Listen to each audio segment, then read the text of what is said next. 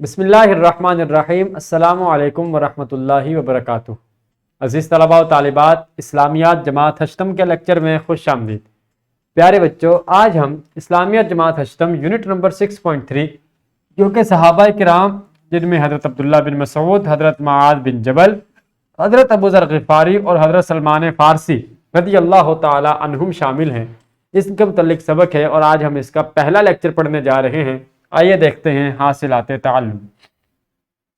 مذکورہ صحابہ کرام کے حالات زندگی سے تفصیلی طور پر آگاہ ہو سکیں اور ان کے کردار سے سبق حاصل کر سکیں، مذکورہ صحابہ کرام کے امتیازی خصوصیات اور ان کے اخلاق و صفات اور دینی خدمات سے واقفیت حاصل کر سکیں، صحابہ کرام سے محبت اور ادب و احترام کو اپنی زندگی کا حصہ بنا سکیں اور ان کی سیرت و کردار کے مختلف پہلوؤں سے سبق حاصل کر کے عملی زندگی بہتر بنا سکیں۔ پیارے بچوں، اعلان سبق ہے کہ آج ہم حضرت عبداللہ بن مسعود اور حضرت معاذ بن جبل رضی اللہ تعالی عنہما کے متعلق پڑھیں گے۔ عزیز طلباء و طالبات، سب سے پہلے جانتے ہیں کہ صحابی ہوتا کون ہے۔ وہ خوش نصیب افراد جنہوں نے اسلام کی حالت میں نبی اکرم صلی اللہ علیہ وآلہ وسلم کا دیدار کیا اور ایمان ہی کی حالت میں دنیا سے رخصت ہوئے صحابہ کہلاتے ہیں۔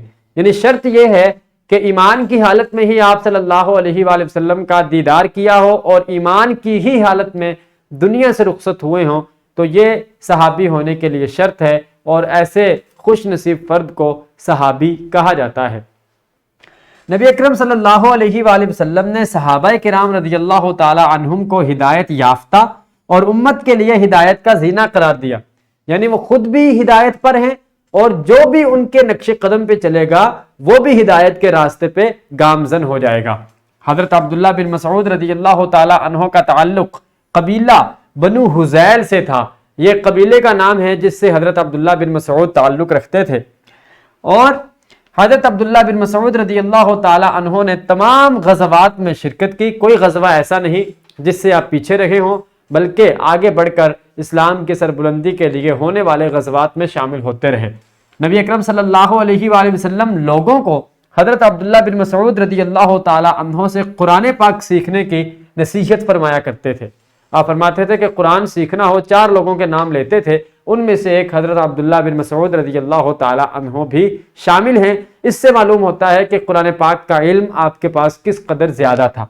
حضرت عبداللہ بن مسعود رضی اللہ تعالی عنہ امت مسلمہ کے فقیہ کے نام سے معروف ہیں۔ قرآن پاک کی تعلیم کے علاوہ مسائل کا علم آپ کے پاس بہت زیادہ تھا۔ کوئی بھی آپ فتویٰ لینے کے لیے یا مسئلہ پوچھنے کے لیے آتا تو آپ بالکل درست انداز میں اس کی رہنمائی کرتے، اور اسی وجہ سے آپ کو امت مسلمہ کے فقیہ بھی کہا جاتا ہے۔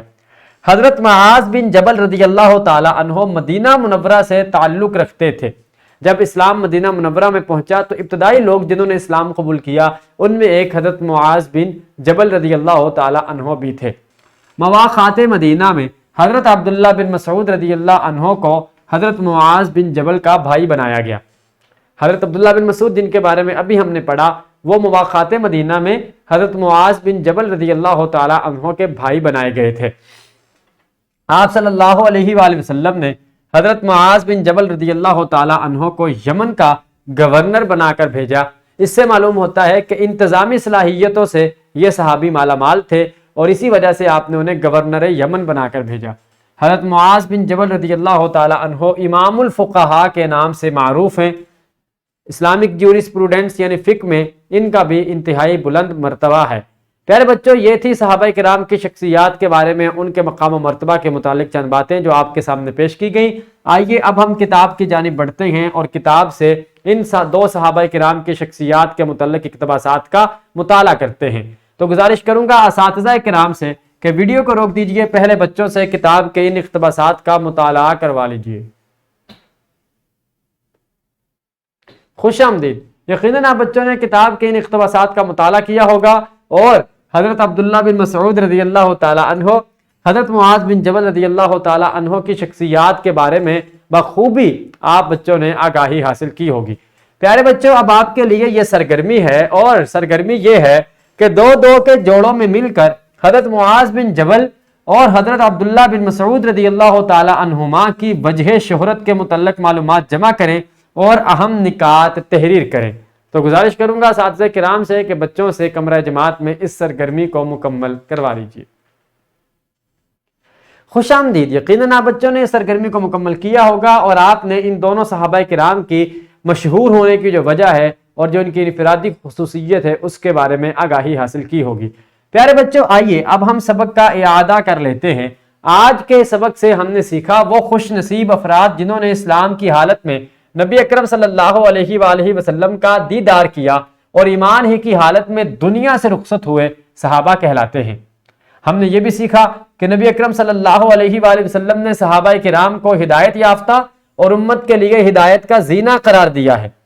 حضرت عبداللہ بن مسعود کا تعلق قبیلہ بنو حذیل سے تھا۔ حضرت عبداللہ بن مسعود نے تمام غزوات میں شرکت کی اور آپ صلی اللہ علیہ وآلہ وسلم لوگوں کو حضرت عبداللہ بن مسعود رضی اللہ تعالی عنہ سے قرآن پاک سیکھنے کی نصیحت فرمایا کرتے تھے۔ حضرت عبداللہ بن مسعود امت مسلمہ کے فقیہ کے نام سے معروف ہیں۔ حضرت معاذ بن جبل مدینہ منورہ سے تعلق رکھتے تھے۔ مواخات مدینہ میں حضرت عبداللہ بن مسعود کو ان کا بھائی بنایا گیا۔ آپ صلی اللہ علیہ وآلہ وسلم نے حضرت معاذ بن جبل کو یمن کا گورنر بنا کر بھیجا اور حضرت معاذ بن جبل امام الفقہاء کے نام سے معروف ہیں۔ یہ تھی وہ بنیادی باتیں جو ہم نے آج کے لیکچر سے اخذ کی۔ اس کے ساتھ ہی مجھے اجازت دیجیے، آپ سے ملاقات ہوگی اگلے لیکچر میں۔ اللہ حافظ۔